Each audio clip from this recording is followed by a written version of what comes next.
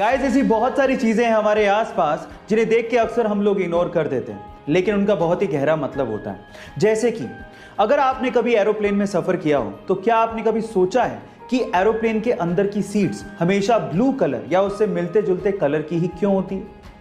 मैं आपको इसका आंसर देता हूं। दिखने में छोटा सा क्वेश्चन है, लेकिन उसका बहुत गहरा मतलब है। आपको पता है, बहुत सारे लोगों को फ्लाइट में जाने का एक फोबिया होता है। उन्हें डर लगता है, उन्हें एंजाइटी होती है, उन्हें रिलैक्सेशन चाहिए होता है। In that case blue colour आपको रिलैक्स करता है, आपकी एंजाइटी को कम करता है और आपके डर को थोड़ा दूर करने की कोशिश करता है। सो इसके पीछे का एक साइकोलॉजिकल रीजन था। क्या आपको इसके पीछे का रीजन इससे पहले तक पता था? और अगर नहीं पता था तो चैट सेक्शन में लिखना मत भूलिएगा। जब प्लेन क्रैश करने वाला हो तो क्यों ना सभी यात्रियों को अपना अपना पैराशूट दे दिया जाए ताकि वो अपनी जान बचा सके। फिर एयरलाइंस वाले ऐसा क्यों नहीं करते? उसके पीछे के 3 कारण हैं। पहला कारण, पैराशूट बहुत ज़्यादा भारी होते हैं जिससे ईंधन की खपत बढ़ जाएगी, और दूसरा, पैराशूट बहुत ज़्यादा महंगे भी आते हैं। दूसरा, पैराशूट को चलाने के लिए इनिशियल ट्रेनिंग की ज़रूरत होती है, जो कि ज़रूरी नहीं कि हर यात्री के पास हो। और तीसरा, पैराशूट पहले मैं खोलूंगा, मैं कूदूंगा, पहले मैं खोलूंगा, मैं कूदूंगा, इस चक्कर में कोई कूद तो नहीं पाएगा, लेकिन प्लेन में भसड़ ज़रूर मच जाएगी। सो इन 3 कारणों की वजह से पैराशूट एयरलाइंस प्रोवाइड नहीं करती हैं। ये इंटरेस्टिंग फैक्ट जान के आपको कैसा लगा, चैट सेक्शन में लिखना मत भूलिएगा।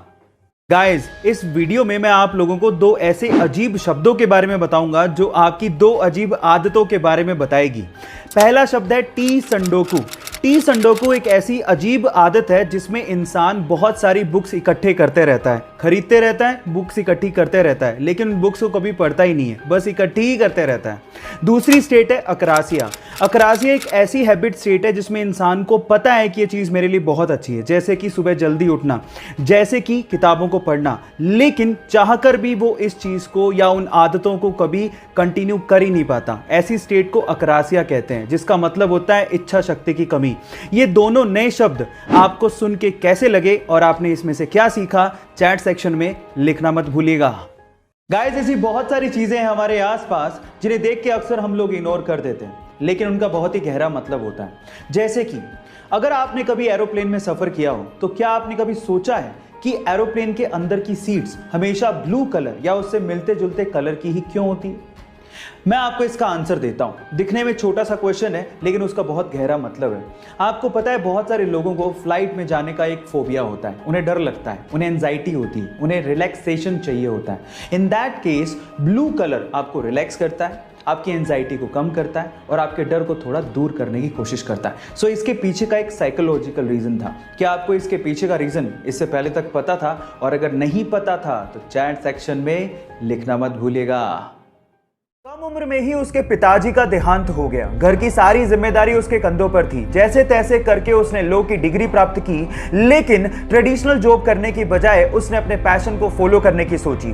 उसका पैशन था फनी वीडियोस बना के लोगों के चेहरे पे मुस्कुराहट लेके आना। उसने सोशल मीडिया पर बिना वल्गैरिटी की साफ सुथरी वीडियोस को अपलोड करना शुरू किया, लेकिन इनिशियल कमेंट्स में उसकी वीडियो को लोग देहाती और गवार कह के कमेंट किया करते थे, लेकिन उसने लोगों के कमेंट्स की परवाह नहीं की। वीडियो सोशल मीडिया पे अपलोड करते रहा और देखते ही देखते 15 मिलियन सब्सक्राइबर वाला इंडिविजुअल यूट्यूब स्टार बन गया। Yes guys, I am talking about Amit Badana. Guys, यहां सीखने लायक बात यह है कि अगर आपको अपने आइडियाज पे भरोसा है तो लोग चाहे कुछ भी कहें, परवाह मत करो और आगे बढ़ते चलो। अभी तक तो दुनिया के अरबपतियों में स्पेस की खबरों को लेके सिर्फ एलोन मस्क की सुर्खियों में रहते थे, लेकिन अब अमेज़न के मालिक जेफ बेजोस भी स्पेस की खबरों को लेके सुर्खियों में हैं। ऐसा इसीलिए क्योंकि 20 जुलाई 2021 को वो अपने भाई मार्क बेजोस के साथ स्पेस की यात्रा पर जाने वाले हैं, और ऐसा करने वाले वो दुनिया के पहले मिलियनेयर भी बनने वाले हैं। वो अपनी स्पेस कंपनी ब्लू ओरिजिन के तैयार किए हुए रॉकेट कैप्सूल न्यू शेफर्ड से स्पेस जाएंगे, और 20 जुलाई की ही डेट को सिर्फ इसलिए चुना गया क्योंकि 20 जुलाई के ही दिन अपोलो 11 चांद पे लैंड हुआ था और नील आर्मस्ट्रांग ने चांद पे कदम रखा था। गाइस, आपको ये इंफॉर्मेशन कैसे लगी, चैट सेक्शन में जरूर लिखेगा, और ऐसे अमेजिंग वीडियोस के लिए शेयर, सब्सक्राइब एंड लाइक। मिलते हैं अगली वीडियो में।